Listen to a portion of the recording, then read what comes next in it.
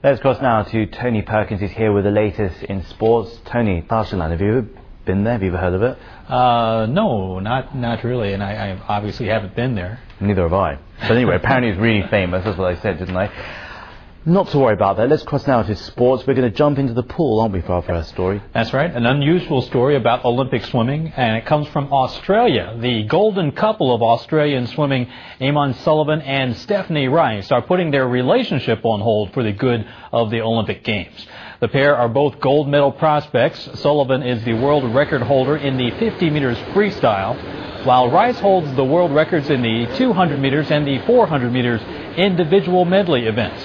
Sullivan and Rice have garnered considerable media interest in Australia, first for their world record-breaking success in the Olympic trials, and then for their personal relationship as romance blossomed.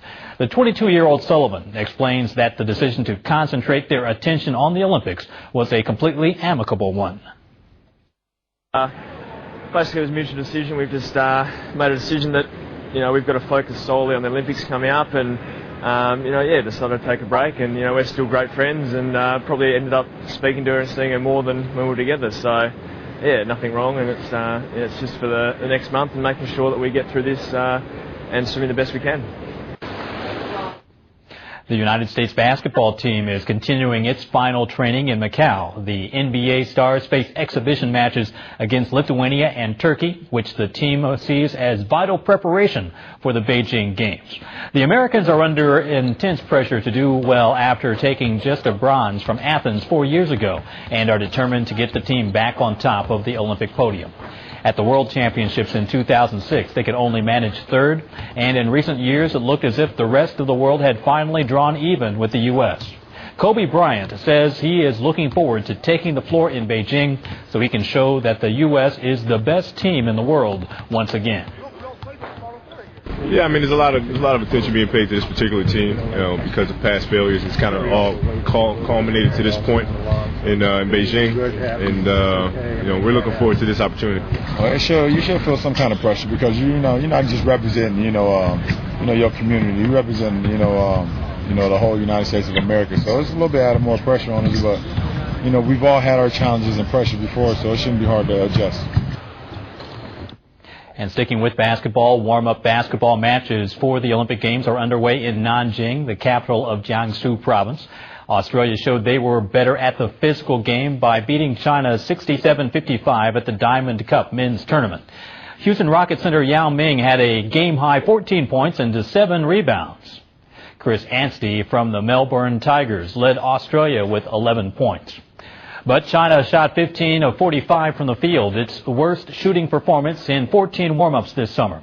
Australia opened up a 10-point lead in the first half. The teams battled in every corner of the court, but Australia maintained its lead to the end. China failed to close the gap and lost the game 67-55. The Aussies benefited from 25 turnovers by China, scoring 10 fast break points while China had none. Warm-up matches in international football now. Late goals from Ryan Babel and Roy Mackay gave the Netherlands a 2-0 win over Cameroon in the ING Cup on Wednesday. The teams played in a 4-nation Olympics warm-up in Hong Kong. The Dutch dominated the first half, and they could have been up by 2 goals at the break. Real Madrid's 21-year-old winger Royston Drenthe dropped in a cross at 5 minutes and picked out Gerald Sabon, but Sabon's header flew wide. Then at the half-hour mark, Dutchman Hedwigs Maduro picked up a loose ball and tested Jocelyn Maebi in the Cameroon goal. 33-year-old Roy Mackay, one of 3 overage players allowed in each team, could not quite follow up the keeper's deflection. Cameroon stepped up in the second half, and the 79th minute, midfielder Stefan Mbia turned Dutch defender Dirk Marcellus, but he could not control his shot and the chance went begging. 3 minutes from time, former Bayern Munich striker Mackay showed great vision in picking out substitute Ryan Babel, and the Liverpool player tucked the angled shot past Maebi to open the scoring for the Netherlands. Babel returned the compliment by setting up Mackay for a second goal 4 minutes into time added on at the end of the match. In an earlier game, the United States and Cote d'Ivoire, the Ivory Coast, shared a slow-paced, goalless draw. Looking at tennis now, Novak Djokovic blasted into the third round of the Cincinnati Masters with a win over Simon Bolelli on Wednesday. Djokovic showed glimpses of the form that he's capable of, striking with a well-hit forehand to go up 30-15 in the 11th game. As the first set headed into a tiebreak, the Serbian took the initiative early and went on to win it solidly at 7-2. The second set was a similar story, with both players consistently able to hold serve. Djokovic won the second tiebreak 7-2 to advance.